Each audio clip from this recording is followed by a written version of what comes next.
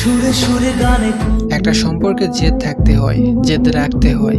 এই জেদ হলো পরিস্থিতি যেমনই হোক, হাত ধরেছি কখনো ছাড়বো না, কথা দিয়েছি কখনো নড়চড় হবে না। সম্পর্কে জেদ থাকা জরুরি। খারাপ পরিস্থিতিকে যারা দোষারোপ করে হাত ছেড়ে পালিয়ে দূরে চলে যায় তারা ভীতু।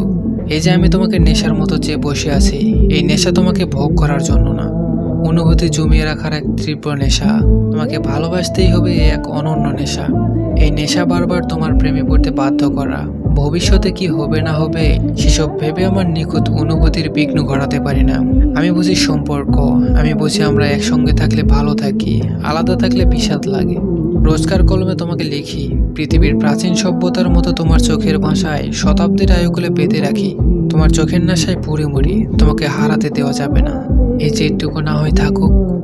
দেখিনি